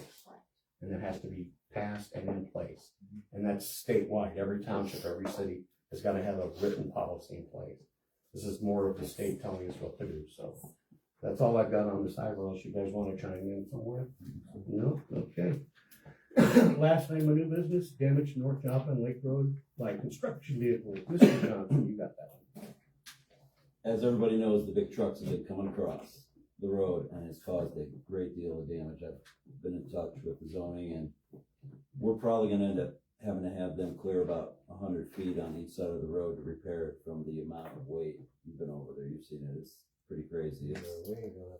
No, we're not, we're gonna be making the contractors do that. The dip is getting aggressive, and the dust has been down a little bit now, because they're almost done apparently digging to the center of the earth. But, yeah, so we gotta play with that a little bit. That's gonna be, and also on Joppa, they're gonna have to be addressing. North Joppa will be North addressed. Joppa, it has to be addressed. It's got some damage to the ditches. Lake Road. Oh, Lake Road's a mess. I actually have Let language state on handle that. That's their Thank you. problem. I did, when I saw this on the agenda, I called Eric, the Yeah. engineers, he said, yeah, ODOT will be up there, like you would believe, to get their state highway fixed. And they have a form letter that they do, and he's gonna forward, I haven't gotten it yet, he's gonna forward it to us so that we can apply it to our township road and basically let the developer know that we definitely want North Joppa fixed at their dime. Absolutely. So, and I drove out there to see, because I didn't know there was a road to the beach up there for a while, and it's just gravel anymore where the pavement was, Yeah. it's pretty bad. They've caused some pretty aggressive damage Yeah. over there. So it's obviously some heavy stuff there. So when I get more information, I'll forward it to you and let Please. you I'll do the same. put the letter together for that. What's that, Steve? On that job, you might as well just wait until they. Probably done. Yeah, that's- Yeah. That was my thought as well, but putting a letter saying, you gotta fix it. Well, I have think that was language in that your they plan. actually wrote in the PUD that they are going to resurface North Joppa. So you were able to pull the whole I file have on that that? file and I have All that right. language, so yes. Yeah, that was a big unknown for some of us. Yep. Okay, and I think we've covered all the correspondence that we received, and we have all the new business done, so we're into the incidental business, and we have a presentation by Main Street Vermilion for the Shores and Island Magazine advertising, and that's you, take the podium. I brought last year's, do you mind if I pass them to you, just so they can? Yeah. I tabbed them so you could see what our ad looked like this past year, so these are still being distributed. 175,000 of them get printed every year, so that's pretty big. But to introduce myself, my name's Amy Hoffman, and I'm over marketing and outreach for Main Street Vermilion. I also run the cottages at the Water's Edge road. So thank you for the opportunity to speak with you all today and for your continued support of Main Street Vermilion. Each year we invest in this 2-page ad through Shores and Islands. It's their annual travel guide and reaching all these people that want to come to Erie and Ottawa counties. So we make sure that Vermilion has a presence, not just the city, but also the township. So the ad predominantly features Vermilion as a destination, including the township lodging, attraction, and businesses. Township places to stay are a key part of our tourism economy, and visitors staying in these lodging establishments contribute directly through what we call the bed tax, which benefits the township. So when someone stays at our cottages or at Pleasantville, or there's ones listed on the top left as line listings. You'll notice some of those are township properties. Those line listings, they did not have to pay for due to the contribution through the township. Our 8th-page ad, people, they are paying for those, but the contribution kind of helps subsidize and let the smaller players participate too. Helping drive overnight stays, increasing tax revenue, and supporting our local businesses. Because if someone stays in our community, they're more likely to eat at our restaurants and go to our shops and spend their dollars other places too. So the total cost of the 2-page ad is $12,650. Main Street asks the Vermilion Township to continue the annual contribution of $2,500 towards this effort. Main Street covers the balance along with the included Vermilion businesses, ensuring that Vermilion remains well represented alongside those other destinations like Clinton Bay, Kelly's Island, in those 2 counties. So we, the ask reflects the strong and ongoing partnership between the township and Main Street. In 2024, Main Street helped local businesses secure $86,000 in grant money, largely from Shores and Islands and their destination enhancement projects. So the bed tax that comes into the township, it also goes to the county, and some of that money funds Shores and Islands, but they can market our greater region. So they've been giving some of that back, and you have to be a partner of theirs to be able to receive those funds. So when we put businesses in our 2-page ad, they're a Main Street partner and they're a Shores and Islands partner. So that helps qualify them for money. Sorry, long story short. So we are there and available to help our small businesses connecting with that money.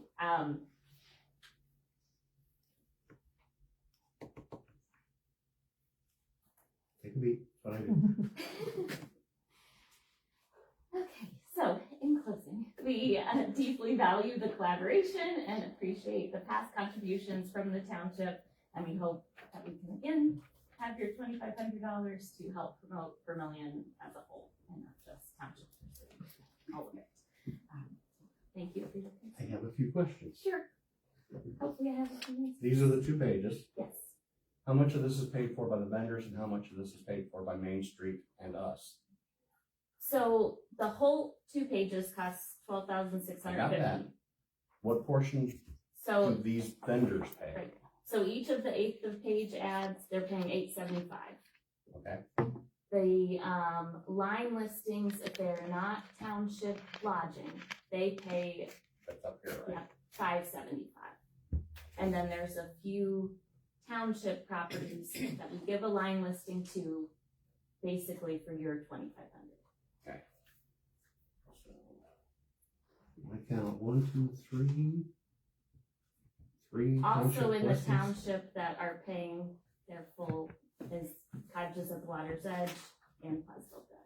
Yeah, but they're paying for their ads, aren't they? Yes, but it all kind of helps. It all is subsidizing in so that no one in township or city is having to pay an exorbitant fee to be a part of all of these things. So each of these 8 ads pays $875. But they get their ad and the 2 partnerships. Okay, what are the partnerships? Main Street Vermilion and Shores and Islands. The Shores and Islands partnership started around $350 a year, and Main Street's, I think, $150 So it's like a membership. plus an ad. So in addition to the ad and the membership, what does the membership get then, is what I'm asking, I guess? Well, there's a very long list of those things. I'd be happy to communicate Okay. further with you. Yeah. And So Main there's- Street recognizes the township as a partner as well, so then you all promote it in that various ways. Well, I see on the 2 pages, it says small town Great Lake, Vermilion, Ohio. Doesn't say anything about the Vermilion Township. I mean, there's township businesses, don't get me wrong. But, and then at 900 a pop by 8, that's about $7,000 paid for by these vendors. So out of that 12, that's down to 5,000. And you want us to pay half of that balance. See, my conundrum is why our share is 2,500. If out of that 12,000, $8,000 is already paid for by these advertisers, that cuts it down to about 5. I'm using the ground numbers. And then out of that 5, you want us to cut a check for 2,500. And I don't see a check for the city. Now, I'm assuming the other 2,500 is coming from Main Street. The city has partnerships with Main Street that support other ventures that we do. And the,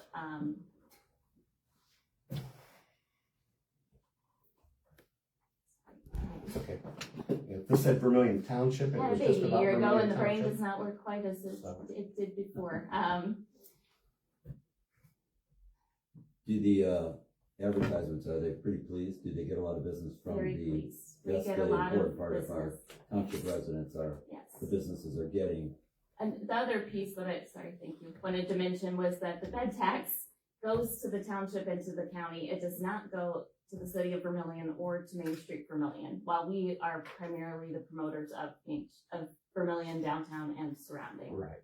So that is essentially why the ask is there, because we do not have access to those funds while we promote all the businesses that help bring them in. Any other questions for him?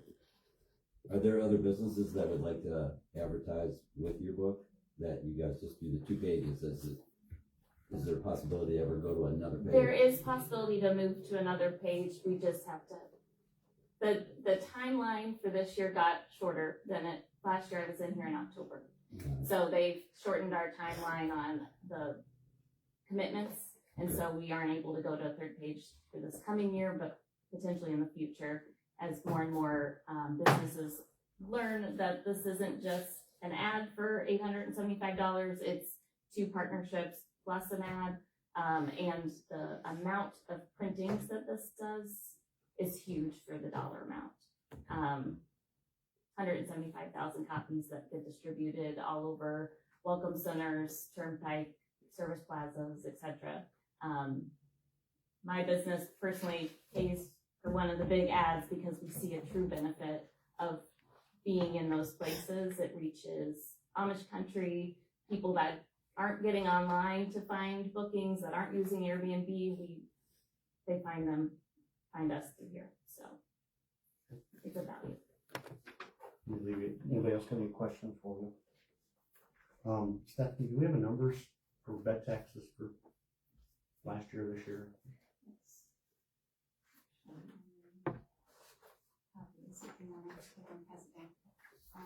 So last year for 2024, the township took in over $20,000 in bed tax portion. Okay. And then, so far in 2025, we're at 29,602. It's So a good chunk of change. it's really good. Yeah. Here's 25. And you feel that this book is extremely helpful for this amount? Yes, the cottages do say they like to be in the advertising. Okay, The ones I spoke to. thank you. Thank you. I don't know if you guys are ready to vote on this tonight, but if you are, the chair will entertain a motion to do another $2,500 donation. Is there a motion tonight? I would like the motion for, to give the donation. I think by the numbers, what I see, if we're helping this move forward and this advertisement works for the business owners of this place, for the township and surrounding areas, and it brings more people in to visit, and the numbers show pretty impressively. So I would make a motion that we give $2,500 for the advertising. Okay, is there a second? I'll second it. All right, is there any other discussion? No, sir. Okay. To take a page from the sidewalk argument earlier, I'd like some time to digest this and look at it a little bit. So I would ask a question, would 2 weeks delay on making a decision hurt us or hurt you in getting you a check? Well, we are doing the advertisement regardless, but we have to give the commitments for these township businesses that don't pay into it.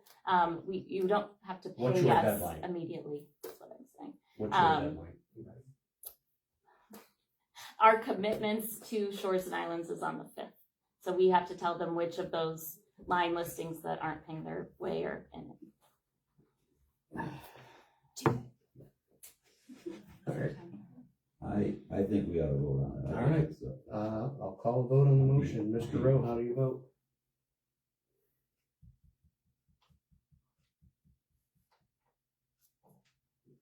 Yes. Mr. Johnson, how do you vote? Yes. I will vote no because I'm not ready, but 2 is all you need, so you get to go on to the next level with your $2,500. It's a done. All right, last item is the correspondence and our new item with Mr. Brandt's property. Everybody's had a chance to read his letter. I wanted Joe to walk us through generically, not just, because we're not involved in any zoning question here.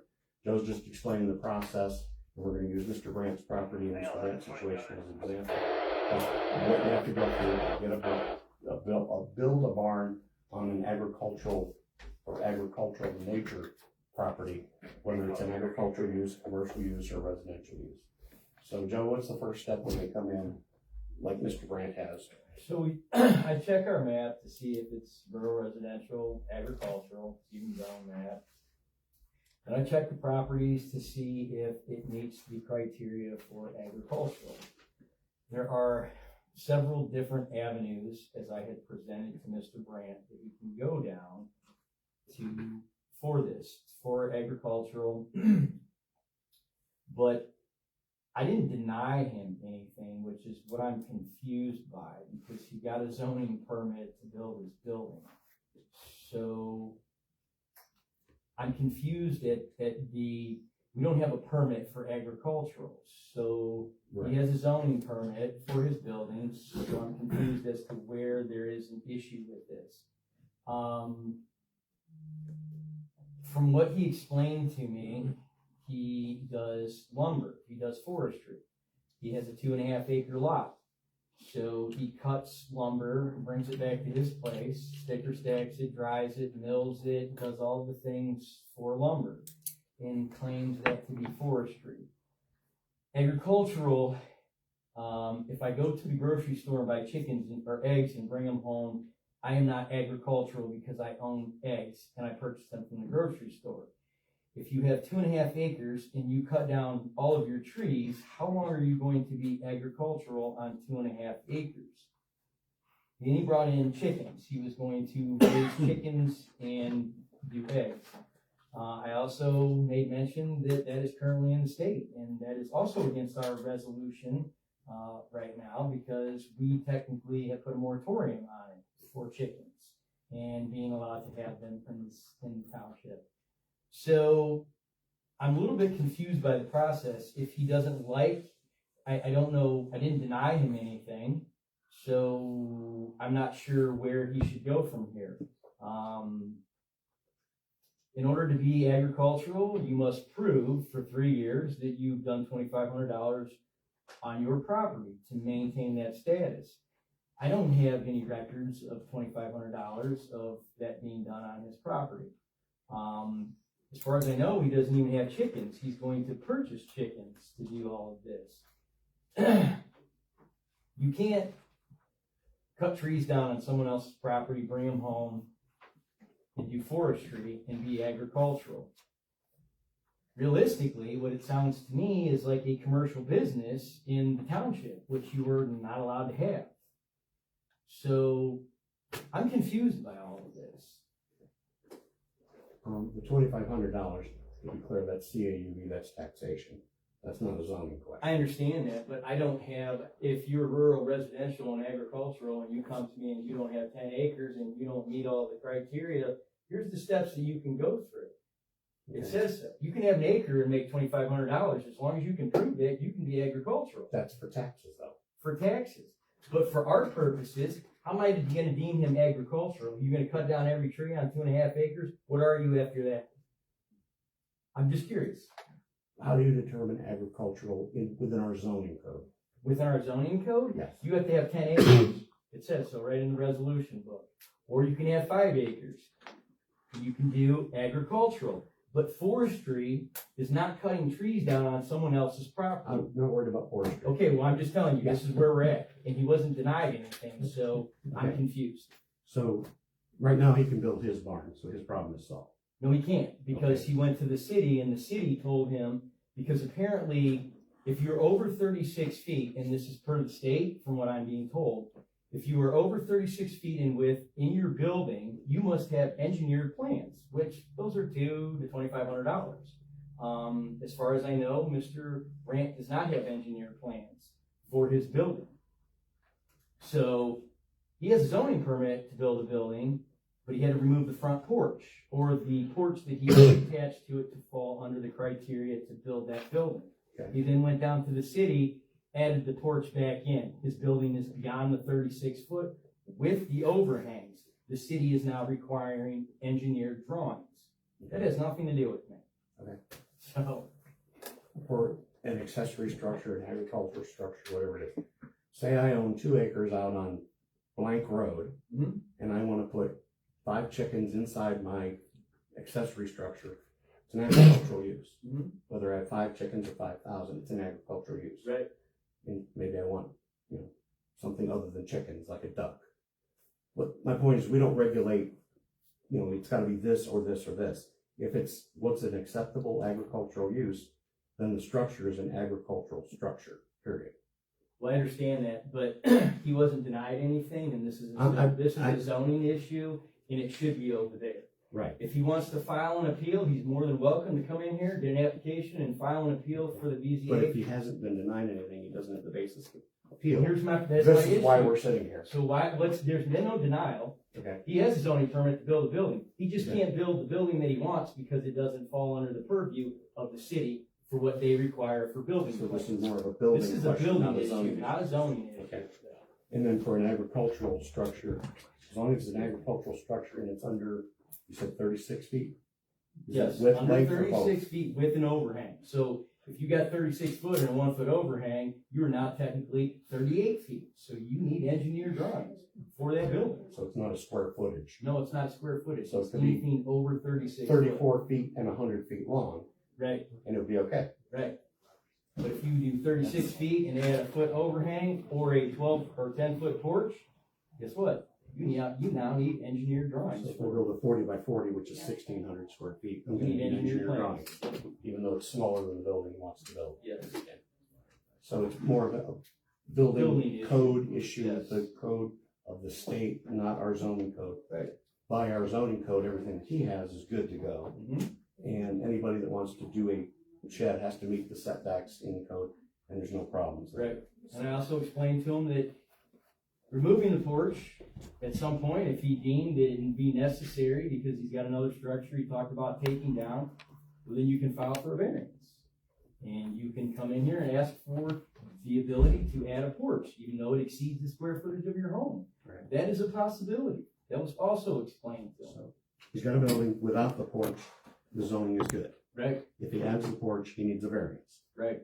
And to get the variance, he just needs to come in and fill Fill out out an application. and pay the $250 of our zoning fee. But the city is requiring something different. Okay, so it's two separate problems, Yes. and the zoning issue is solved. It's the building issue that's not resolved. Right, right. Okay. Mr. Brandt, if you want to come back up, if there's a question that we haven't answered, Yeah, that you'd like clarification. I'd like to say I take offense to some accusations that are being made.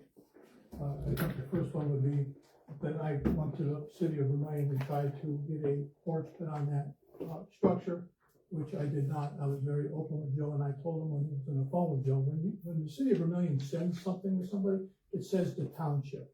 I thought Joe, I don't live in the city of Vermilion. I thought Joe was acting as the township. So when I'm speaking, when Joe called me and told me I'm out of compliance because of my square footage, I said, well, what happens if we take the porch off? He says, you're great. I said, good, take the porch off. But then he's making other accusations. He's determining, if you hear his vocabulary, he's determining that I have to be CUV to be considered agricultural. And clearly, I read earlier, in my earlier statement, that our zoning allotment declares that if I'm above 1 acre, below 5, I fall in the criteria of agricultural. So now the question is, do I have to meet the qualifications if we need to talk about that point? And that point would be, I take offense to the fact that he's telling me that I can't. By the way, I kind of got steered into the chicken thing because I started thinking I needed to make $2,500 a year, which our code and ROC 519 of the state code does not require me to make $2,500 to be considered agricultural. When I say forestry, it's simply, here's what I got going on. I bought a mill 3.5 years ago. I'm not doing commercial business there. I cut down all my dead ash. I processed it. I had 3 black walnuts, 2 cherries. They're processed, they're sticker stacked, they're underneath the Quonset hut on my property right now. It looks like crap. I got piles of lumber stacked all over the place. I have a $20,000 tractor. I'm going to build a structure, a agricultural structure with the lumber that I processed, which will not fall under the accessory building code. So if I'm agricultural, I'm exempt from going and getting a building permit and dealing with the city of Vermilion. And I tried to explain that to Joe, but we're missing the point.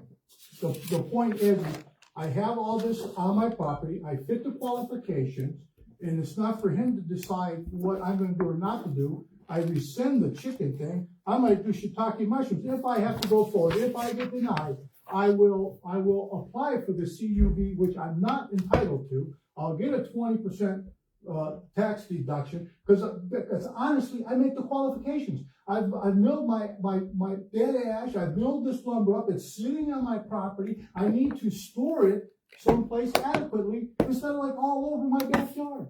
And I want to put it inside this building. That's what I want to use the building for. And that's the outline of ROC 519. That's the outline of our township rules that basically says if I'm above 1 acre, below 5, if I'm not in a plotted subdivision, I can be deemed agricultural. Once I'm deemed agricultural, I do not need a building permit, because the building permit, I'm using lumber that I milled. I'm using oak beams. Now, I did tell Joe, like, hey, it's important, me being in building, that I've already purchased my trusses that have an engineer stamp on it, so I'm not just putting up some hokey building.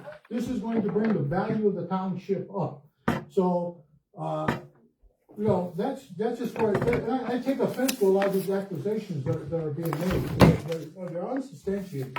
And, I'm trying to communicate. and thank you for that, and thank you, Joe, because in all honesty, when I come in and I'm talking to Joe, he was trying to help me find someone to have these architectural stamp drawings. And I really appreciate it, but I'm not building that building. Because I would have to have a stamp to stamp my 4x6 oak beams. I would have to have a stamp on them to qualify for a building, to go through the building. I'm not building that building.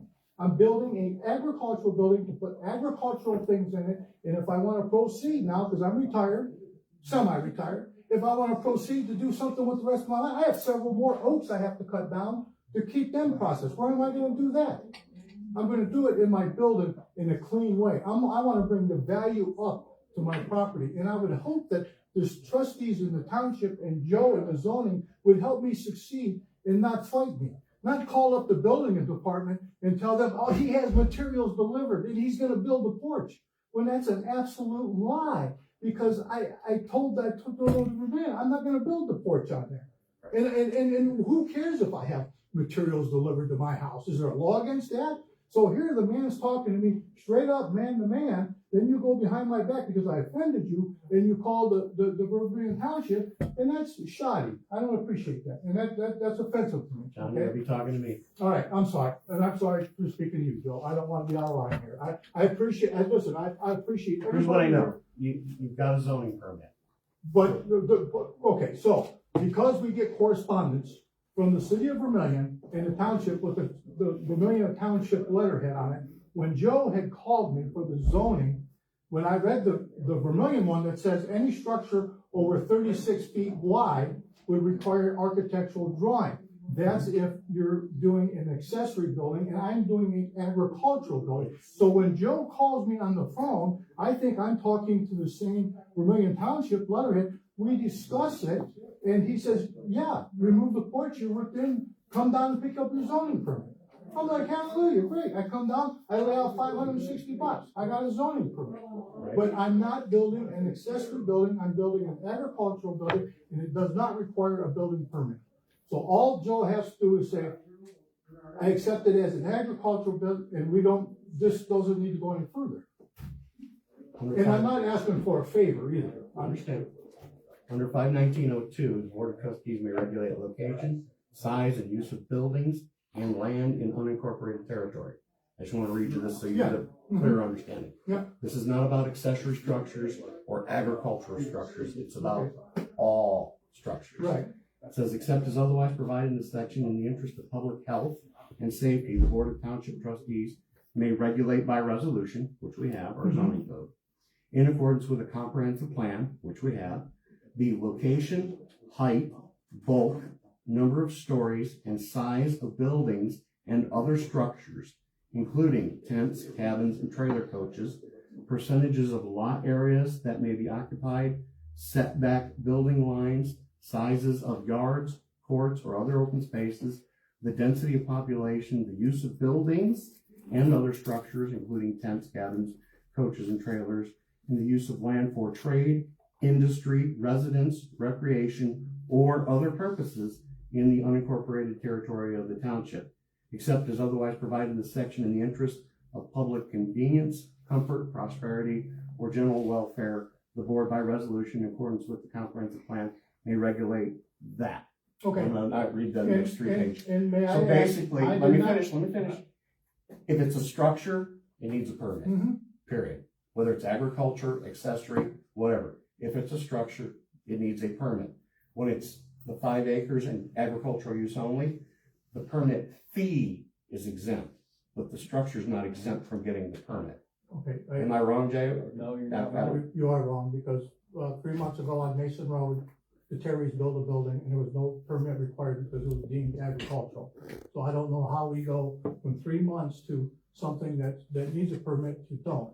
And if you notice everything you just read, I agree 100% with what you read. And nowhere in there does it say I need to make $2,500 off the property. Again, that's well, I taxation. just want to bring that point up because it's very important. And the fact that I can deem it to be used as agriculture, but then I would have to prove how I'm using it.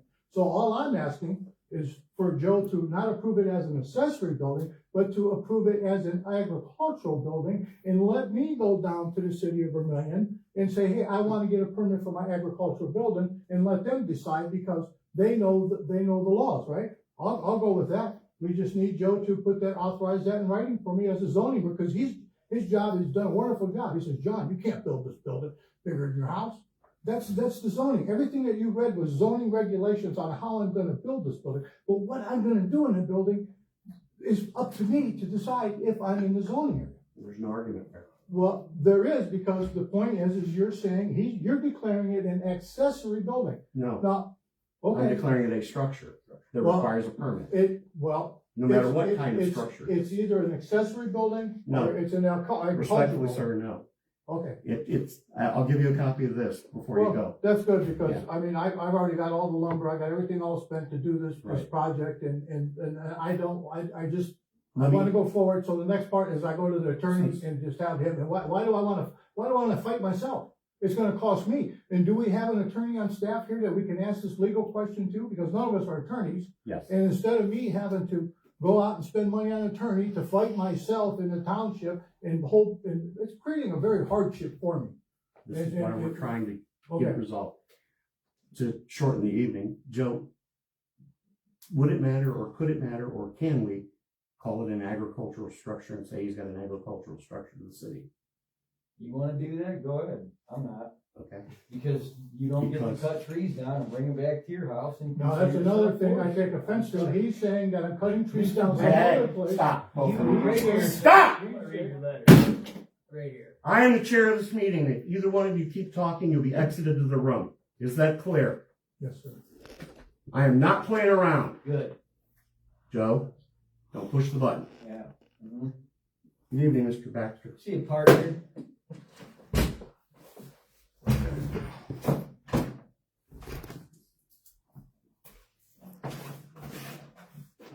You're gonna talk to me like I'm too. I'll tell you that right now, buddy.